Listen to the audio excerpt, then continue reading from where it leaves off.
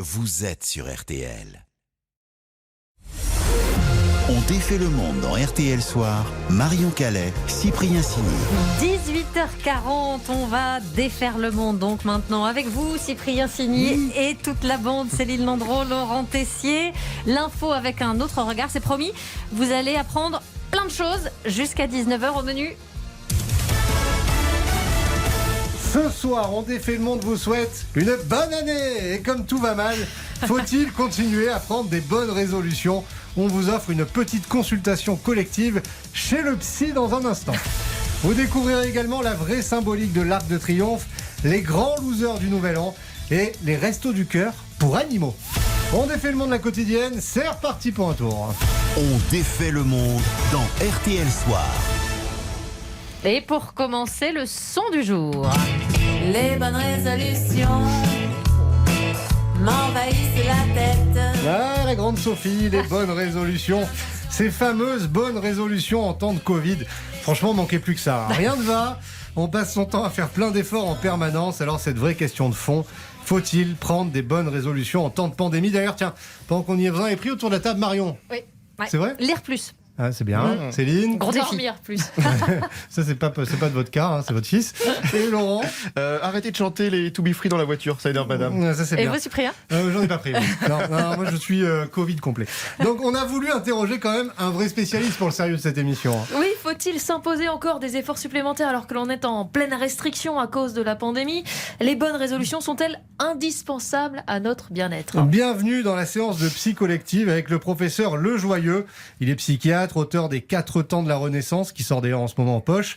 Et d'abord, malgré les contraintes du Covid, faut-il quand même s'imposer ces bonnes résolutions ? On prend des bonnes résolutions à hauteur de la crise, c'est-à-dire sans contrainte, sans masochisme, sans dureté, on en a déjà suffisamment autour, sans en rajouter dans l'ambiance de dépressivité. Il faut probablement développer quelques aspects de sa personnalité ou de son comportement qu'on considère d'habitude comme des défauts et qui là vont nous faire du bien cette année. C'est le moment de s'autoriser ce petit moment de flottement. Donc, si j'écoute ce psychiatre, l'idée c'est de prendre des bonnes résolutions, pourquoi pas, mais surtout de se faire plaisir. Ouais, enfin, vous emballez pas trop, Marion. C'est pas non plus repas gargantuesque et plus de sport à tous les étages. Non. Un peu de sport, mais pas que. J'enseigne la médecine, je vais avoir du mal à conseiller à vos auditeurs d'avoir une année sous le régime de la sédentarité et de l'obésité. Vous voyez, ça va être un tout petit peu compliqué. Mais peut-être qu'entre deux moments où on va avoir de l'activité physique, s'auto-applaudir, vous voyez, on a toujours tendance à se faire des reproches. En plus, on est dans un moment où on vous demande est-ce que vous avez tout bien fait, est-ce que vous avez tout bien appliqué. Donc c'est peut-être le moment de se dire qu'est-ce que j'ai fait de bien ? Comme si au fond, on avait le droit, un petit peu pour cette année, de s'auto-congratuler, vous voyez, de mettre en avant ses réussites, ses qualités, sachant que notre machine intellectuelle a plutôt tendance à mettre en avant ce qu'on a raté, ce qu'on n'a pas fait assez bien. Donc dans un moment très contraint, un petit coup d'auto-applaudissement par jour me paraît pas mal. C'est vachement bien ce que je fais. Voilà. C'est ça l'idée en fait. Ouais, hein, voilà. Donc on positive, on est fiers de soi, quoi. Ça, c'est une bonne résolution. Et puis, une dernière pour la route, et elle est très importante celle-là.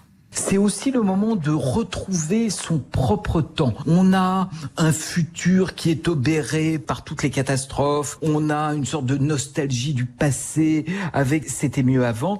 Moi, je plaide beaucoup pour la redécouverte de l'instant présent et d'un temps qui s'appelle le gérondif. Vous voyez, qu'est-ce qui m'arrive dans ma vie ? Le gérondif, ça commence par en marchant, en mangeant, en buvant. C'est par cette petite attention qui a l'air un peu naïve, qui n'est pas une grande résolution, mais à l'instant présent et aux expériences du quotidien, là aussi qu'on se fait du bien. Donc en 2022, on court pas forcément le marathon, mais on vit pleinement l'instant. Enfin, on va essayer en tout cas. Bonne résolution. RTL. Sous les radars. Sous les radars, tous les soirs, dont on défait le monde, une info passée inaperçue. Et celle-là, je peux vous dire que vous ne l'aviez pas vu venir. Ça vous arrive certainement de commander des plats à emporter, mais il y a un classement qui devrait vous surprendre, Céline. Oui, en ce début d'année, on fait les bilans. D'après vous, quel a été le plat le plus commandé sur Deliveroo en France en 2021 ? Les Sushi ? burgers. Ouais, Sushi, non. Burger. Non. Pizza. Ni le burger, ni le sushi, ni la pizza. D'après nos Ah, le confrères du Pokéball. HuffPost, non plus, Marion, bien essayé. Il n'y a qu'à Paris qu'on prend Le des plat le Pokéballs. plus commandé, c'est très condescendant, Cyprien. Mais c'est vrai. Le plat le plus commandé en 2021, c'est un classique de la cuisine française. C'est une entrée intemporelle, l'œuf maillot vendu à Paris par Bouillon Service. C'est la version vente à distance du bouillon Pigalle. Incroyable. Et au classement mondial, cet œuf maillot parisien, c'est aussi le 5e plat le plus commandé.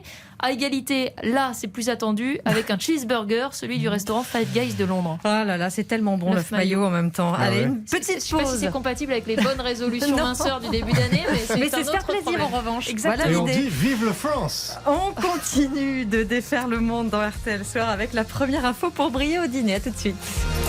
On défait le monde. Marion Calais, Cyprien Signy. L'info pour briller dans On défait le monde. On défait le monde continue dans RTL Soir. Et voici donc la première info pour briller au dîner. Et alors, elle concerne l'Arc de Triomphe, au cœur de la polémique avec ce drapeau européen flottant à l'horizon puis retiré.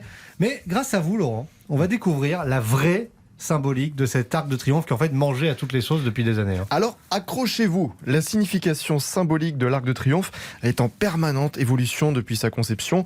En 1806, lorsque Napoléon ordonne l'édification de l'Arc, il a pour objectif de célébrer la Grande Armée, perpétuer le souvenir des victoires françaises, et l'empereur avait même déclaré aux soldats au lendemain de la bataille d'Austerlitz: vous ne rentrerez dans vos foyers que sous des arcs de triomphe. Et alors ça, c'est le symbole qui est resté longtemps ou pas ? Alors non, les régimes qui ont suivi en ont changé la portée. Un exemple, au cours du 19e siècle, l'arc devient le symbole du civisme national.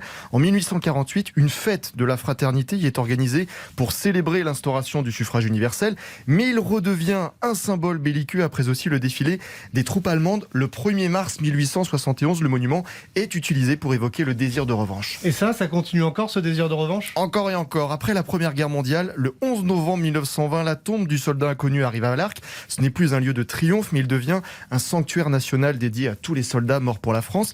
Au cours du XXe siècle, les défilés militaires se feront sur les Champs-Élysées, mais s'arrêteront avant l'Arc. C'est ensuite l'arrivée du drapeau européen pour non pas fêter les victoires, pleurer les morts, mais célébrer la paix. Moralité, la signification de l'Arc de Triomphe, c'est ce que chaque régime en a fait. Ouais, et le sens que chacun lui donne. Voilà. On défait le monde. Marion Calais, Cyprien Signy. Et à présent, l'heure du verdict. Chaque soir, Céline Landreau désigne le winner ou le loser, le grand gagnant ou le grand perdant du jour. Alors, je ne sais pas où vous étiez, vous, le soir du Nouvel An, mais pour bien démarrer, eh bien, il y a des milliers, voire des dizaines de milliers de grands perdants, Céline. C'est ceux qui n'ont pas hyper bien démarré l'année. Oui, je voulais revenir sur ces personnes qui n'ont pas célébré la nouvelle année comme elles l'avaient imaginé.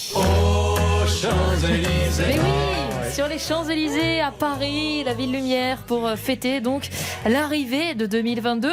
Et ça, même si dès le 18 décembre, sur toutes les chaînes, on avait expliqué. La mairie de Paris vient d'annoncer qu'elle annulait le feu d'artifice et concerts prévus sur les Champs-Élysées. Cette année, comme l'année dernière, le ciel de Paris ne s'illuminera pas. Pas de feu d'artifice tiré depuis l'Arc de Triomphe, ni de concert donc. Un événement qui rassemble habituellement entre 300 et 600 000 personnes. Voilà, donc dès le 18 décembre... Ouais, le 18 décembre. 18 décembre, on le savait, à cause du Covid, il n'allait rien se passer. Et le 31 décembre, à quelques heures donc du réveillon, au cas où, on le répétait encore. Même si cette année, il n'y a pas de feu d'artifice, il n'y a pas de spectacle projeté sur l'Arc de Triomphe. Non, rien, on vous dit. Et donc, vendredi soir, les reporters envoyés sur les Champs-Élysées, qu'ont-ils constaté ? Toujours cette image frappante et incroyable, la foule sur les Champs-Élysées qui s'est transformée en une immense rue piétonne. Ça grouille de monde, ici il y a beaucoup de monde. Ah oui, beaucoup de monde, la foule réunie donc pour guetter le passage à la nouvelle année sur les Champs-Élysées comme si de rien n'était, et qui, quelques secondes avant minuit, avait évidemment sorti les smartphones pour filmer l'Arc de Triomphe dont vous parliez, Laurent, et assister à ça. Oui, voilà. Ouais. Ah, rien. Bah, oui, puisque ça a été annulé, on n'a pas arrêté de vous le dire. Mais malgré tout... Une image un peu incroyable ce soir, ce sont les yeux qui ont été rivés sur cet Arc de Triomphe, pensant jusqu'à la dernière minute, jusqu'au décompte officiel, que le feu d'artifice aura lieu. Et ils ont quand même sorti leur téléphone pour filmer cet Arc de Triomphe, mais sans artifice. Bah oui, c'est inconnu, sur un malentendu, ça peut passer. Enfin, parfois, et là, ça n'a pas marché. Et donc au final, forcément... C'était assez décevant. C'était un peu un rêve de gosse pour nous de fêter le nouvel an avec le feu d'artifice, tout ça. Bon, Castex l'a annulé et en plus il n'y a même pas eu de décompte, donc... On a dû faire le décompte nous-mêmes, vraiment, et voilà, il n'y a rien eu vraiment. C'était, on était là et on est reparti. Bah ouais, un petit tour et puis s'en va. Un bon réveillon pour fêter la nouvelle année, mais bon... 2022, c'est long. Et pour le feu d'artifice, avec un peu de chance, ces jeunes femmes pourront se rattraper le 14 juillet parce que l'été, le Covid, c'est toujours un peu mieux. Et alors attention, analyse de fond. Comme quoi, c'est important d'écouter les infos quand même de temps en temps. Hein. Ça évite de perdre une soirée. C'est ça. Magnifique édito. Merci. Une petite pause et dans un instant, une nouvelle info pour briller au dîner. On défait le monde dans RTL Soir. L'info pour briller dans On défait le monde. Et on défait le monde continue avec Cyprien Sini, Céline Landreau, Laurent Tessier. Votre seconde info pour briller au dîner. Alors là aussi, on va parler d'une énorme polémique ce soir. Céline, on se penche sur ce bruit que vous n'entendrez plus pendant au moins 3 semaines dans les salles de cinéma. Écoutez bien. Mais qu'est-ce que c'est ? C'est agaçant. Hein. C'est Céline qui mange du popcorn. C'est pas moi, c'est pas moi. Mais c'est du popcorn, effectivement. Cyprien, du popcorn au cinéma. Et alors qu'à cause du Covid, vous le savez, il est depuis aujourd'hui banni des salles, on s'est demandé d'où venait cette tradition. Des États-Unis, oui. Mais même là-bas, ça n'allait pas de soi au départ. En 1893, Charles Crétor, confiseur de l'Illinois, invente une machine à vapeur ambulante qui permet de faire griller cacahuètes et maïs popcorn. Mais au départ, ce maïs soufflé n'est pas le bienvenu. Dans les salles américaines, il est vendu dans la rue, il ne coûte presque rien. Et si les petites salles acceptent que des spectateurs entrent avec leur cornet dans les poches, eh bien dans les grandes salles, c'est interdit. Faut dire qu'avec les films muets, rien ne masquait ces bruits de mastication qu'on vient d'écouter. Une sage décision. Ah oui, c'était pas plus mal. C'était pas plus mal. Finalement, c'est donc pendant la Grande Dépression des années 30 que tout ça a changé. Il fallait faire rentrer de l'argent et le popcorn était parfait pour ça. Ce sont d'ailleurs les salles qui vendaient des friandises qui ont survécu à la crise. Encore aujourd'hui, la vente des confiseries et des boissons reste importante. En 2014, c'était quand même 16% du chiffre d'affaires des cinémas français. Et c'est encore l'argent qui est au centre de tout à ça. fait. J'adore faire les éditos. Donc là, j'explique à Marion, qui n'est pas souvent là dans cette émission, il faut que vous choisissiez, ma chère Marion, la meilleure info pour briller au dîner entre celle de Laurent sur l'Arc de Triomphe. Il nous a fait toute l'histoire de l'Arc de Triomphe. Et qui perd souvent. Et qui perd souvent, c'est vrai. Un travail très fouillé. Et celle de Céline que vous venez d'entendre sur les pop-corns qui sont là à cause de l'argent. Ah, j'adore les pop-corns. Vous vendez la mienne beaucoup moins bien, Cyprien. Oui, mais il a beaucoup travaillé pour une fois, Laurent. Ouais, mais j'ai décidé, j'aime les pop-corns. Oh non, On commence mal l'année, décidément, ça ne s'arrête pas jamais. Je pense, Laurent, que si personne ne vote jamais pour vous, c'est qu'il y a un problème avec vos yeux. Bonne résolution pour les présentateurs, me faire gagner. Ou avoir des bonnes infos. Aussi. Merci Damien, la réalisation. Marche ou rêve. Marche au rêve, le coup de fil qui donne le sourire. Vous nous racontez tous les soirs de jolies initiatives. Évidemment, vous connaissez les Restos du Cœur qui ont lancé leur 37e campagne cette année. Eh bien, Laurent, vous nous apprenez qu'il existe l'équivalent, mais alors pour les animaux. Oui, l'association Solidarité Animaux en détresse 06, lancée depuis 2017 par un couple de retraités. Bonsoir Marie. Bonsoir à tous. Vous organisez des collectes de nourriture auprès des centres commerciaux dans les Alpes-Maritimes. Vous avez décidé de vous mobiliser parce que les animaux sont les grands oubliés ? Absolument. Et il y avait vraiment une nécessité à venir en aide au niveau alimentaire à tous ces animaux. Et ça répond à une réelle nécessité dans le département notamment et même de façon plus large en France. Et nous avons souhaité faire une banque alimentaire à l'instar des Restos du Cœur. Exactement pareil, mais sauf que c'est pour des animaux. Alors, quand on n'a pas d'animaux de compagnie, on se rend pas trop compte, mais ça coûte cher de nourrir un animal ? Alors, nous, en tant que banque alimentaire, oui, ça coûte toujours un petit peu d'argent. Nous récupérons les dons et surtout, ça permet de nourrir des animaux qui sont en foyer précaire, qui sont auprès de sans-abri ou d'aider des nourricières d'îlots, ce qu'on appelle des îlots, c'est-à-dire des points de nourrissage pour chats errants qui sont sauvages et que l'on maintient sur site au niveau sanitaire et au niveau alimentaire. Donc oui, ça représente une somme parce que 800 animaux à nourrir, ça fait beaucoup d'argent. D'un point de vue distribution, ça représente entre 2 tonnes et 2 tonnes et demie de distribution que l'on fait mensuellement avec notre équipe. Ah oui, c'est énorme. Et vous faites comment ? Vous faites des tournées où il y a des centres où les gens viennent récupérer la nourriture ? Nous avons un local affecté à ces distributions où les gens viennent sur rendez-vous et c'est sous condition de ressources bien évidemment. Donc après avoir collecté, nous comptons tout, nous redistribuons tout et tout est enregistré sur des fiches. Vous faites ça à l'échelle de votre département. Est-ce que ça se développe en France ? Il y en a d'autres ou c'est unique en France ? Pas à notre connaissance sous la forme sous laquelle nous l'avons développé. Nous aurions effectivement aimé qu'il y en ait dans chaque département, mais malgré tous nos appels pour essayer de faire comme une chaîne des Restos du Cœur pour les humains, et faire la même chose pour les animaux. Malheureusement, notre appel n'a pas été entendu à ce jour. Et Marie, quels sont les principaux besoins de l'association ? Alors, les premiers besoins en urgence, ce sont des dons financiers.